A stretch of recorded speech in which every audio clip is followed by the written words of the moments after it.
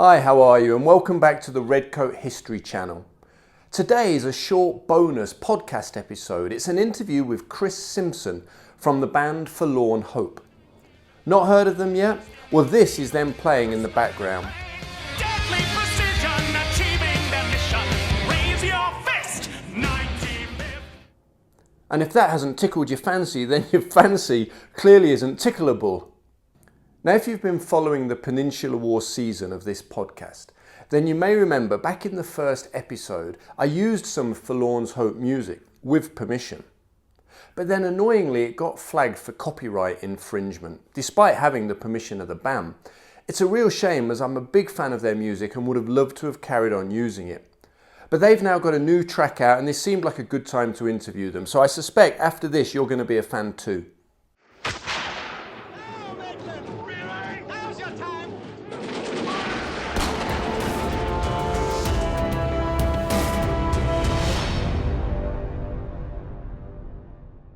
My name's Chris Simpson. I am the lead singer and rhythm guitarist for Forlorn Hope.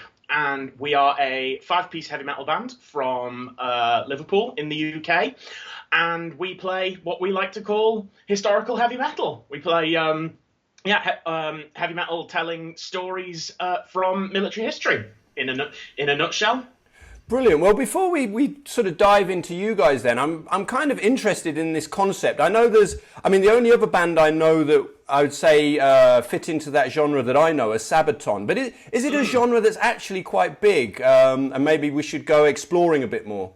Well, I don't know about big. I'd say it's fairly niche, but there's definitely more than just us and Sabaton that you can get into. I mean, obviously there's been, for decades you've had metal bands diving into military history, and obviously I think Iron Maiden are probably the most famous for that, with The Trooper and Run to the Hills and all sorts of stuff. I don't think they've really done an album where they haven't got at least one sort of vaguely historical thing on there. There's loads of metal bands that have picked that up here and there, and then obviously I think Gravedigger have done a lot of stuff about Scottish history. I think they might have been the first ones to do, an exclusively historical sort of concept album. And now obviously you've got Sabaton, who have just gone massive in recent years. And obviously they were a massive inspiration for us coming up, starting this project. But you've also got, I think there's Civil War, also from Sweden, made of ex-Sabaton members. And I recently came across a US band called Fire Force, who do a lot of historical stuff. And yeah, there's still lots of bands doing, bits and pieces of historical stuff. So it's very fertile ground for, metal lyrics and stuff like that. And I think it's a good marriage, because because of the nature of the genre and that sort of aggression and the way the sound and, just the nature of the sound, I think you can sort of convey convey those stories in a way that other genres maybe can't. Maybe they don't quite have the sound to capture it. Yeah, and I mean, even within sort of your genre, what made you decide to then focus even more tightly, at least initially? I know you're branching out now, but at least initially on the Peninsular War, what was it that inspired you and made you think this could make a fantastic album? Well, I think that was that came from me. Because I've been into that history probably since around the time I was at uni. And like quite a lot of people, I've got Bernard Cornwell to blame for that. That was my entry point. And I think that is the case for so many people. Those fantastic books and TV series. But that led me on to the actual substantive history. And, picking up books here and there, going to museums. And there are just... It's such a fantastic, dramatic chapter of history. There's big characters, and I think at the time I was, I would be reading that and thinking, oh, this would make you could do some really good songs about this. And I think also part of the attraction to it was that, generally speaking, it's not a very well known period. Apart from Cornwell, it's not really touched on in popular culture that much. So it's you could go to it and feel like you were doing something fairly fresh. You wouldn't feel like you were just retreading the same stories that have been done by a billion other movies and bands before. So I had that idea. I sort of had that germ of an idea years and years ago. And then in about 2015, most of us used to be in another band together in 2015 called Cathar. That split up in about the summer of 2015. And about 6 months after that, I started playing around with these song ideas, just thinking I'd do them casually for, just for fun. And Alex, our guitarist, helped me out with them because obviously I was quite new to proper songwriting at that point. And, we wrote a few songs that we were sort of happy with and kind of just left them on a file on his computer, not thinking we'd do anything with them. And then the current lineup we were playing covers together just for a bit of fun a few years back. And Danny, our drummer, says, well, should we do, should we do something original? And I think, well, I've got this idea. And I didn't think for a minute they'd go for it. I thought they'd go, no, that is way too niche. There's no way we're doing that. But yeah, they went along with it, and it's turned out really well. I'm glad they did. Brilliant. And even my 6-year-old loves. He particularly loves the song about the rifles. He's a big fan of that song. So it crosses age and nationality barriers. Raise your fist. Well, that warms my heart. To the bitter end,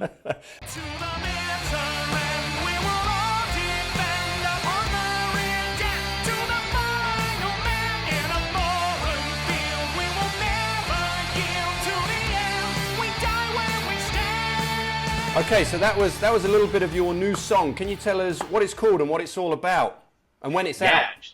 Sure. Really excited about this one. This is our upcoming new single called To the Bitter End. And we've jumped forward about 100 years from the first album. We're in the First World War. We're in 1916. And this is a story I became aware of back in 2015 on a battlefield tour. And then sort of made a mental note of it and thought, ooh, that'd make a good song. Which I'm doing a lot whenever I'm reading anything. Did a bit more reading and found out that it's actually a more obscure action than I would have originally thought. So basically, we tend to call it, we just grab it as the defense of Frankfurt Trench. And so we are in November 1916, November the 18th, last day of the Battle of the Somme. And the 97th Brigade, if memory serves, are attacking the German positions on Redan Ridge. Last push to try and gain some ground before the winter, before the Somme offensive comes to a close. It's generally a pretty botched attack, but a few troops do quite well in the centre where the lines are closer, and they manage to get past the German front line and into the second line trench. Then the Germans mount a very successful counterattack, retake the front line, and the attack is bloodily repulsed. It's, to be honest, pretty much an abject failure. But this has left about 130 men trapped in the German second line trench, which is known as Frankfurt Trench. They're about an even split between the 16th Battalion Highland Light Infantry and the 11th Border Regiment. And a few from the 2nd King's Own Yorkshire Light Infantry thrown in there as well. And yeah, they're a bit at the start. They're not exactly sure what's going on. Because their orders were to get into the second line trench and hold it for 48 hours.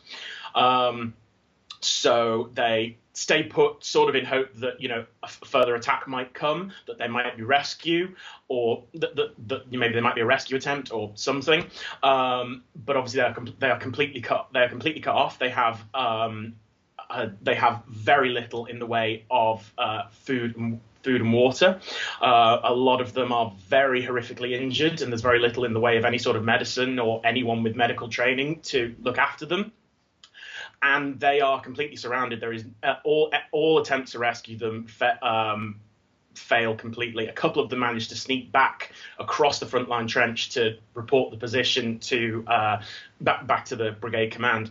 But despite all attempts, they they're not able to be rescued, but they managed, despite they're surrounded by the Germans, but they managed to hold the trench for 8 days, despite being under constant attack.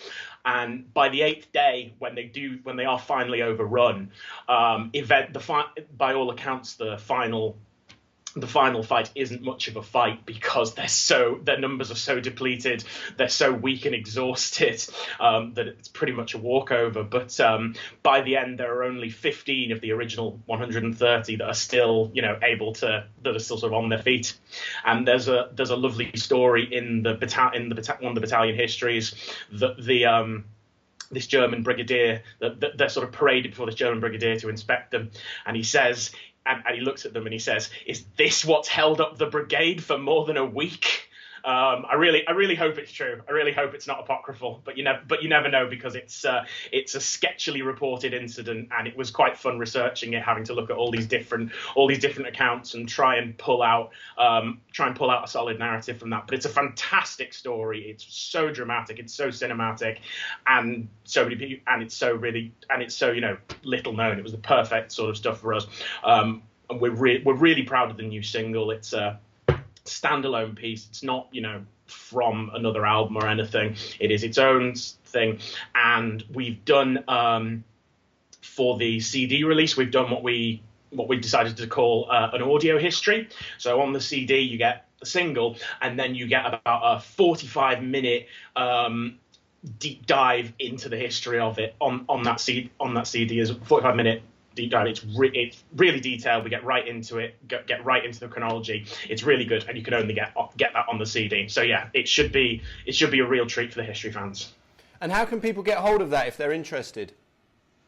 You can pre-order that right now at forlornhope.uk/store. And it will be released it'll be coming out in February. So you said this isn't going to be part of an album. So what is your next theme? Are you sticking with the Peninsular War for future albums, or are you going to bounce around?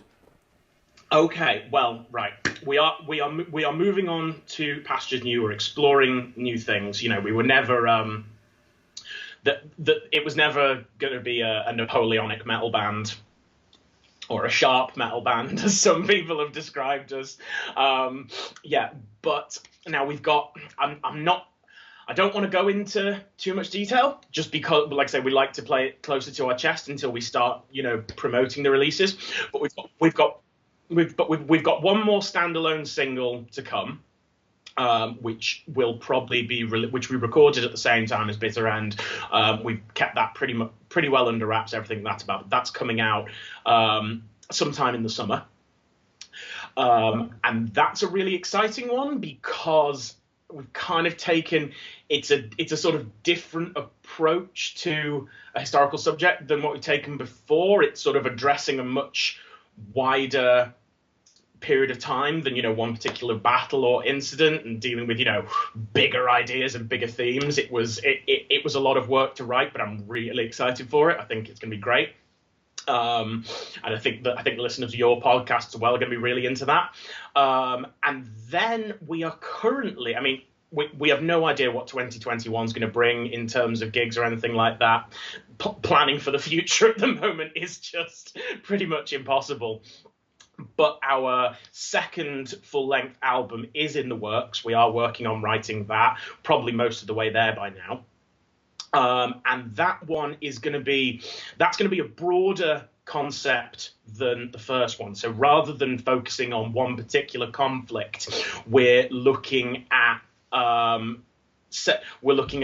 lots of different little episodes from different conflicts over a set period of about 100 years, and we have a common theme, common thread that's tying all of those together.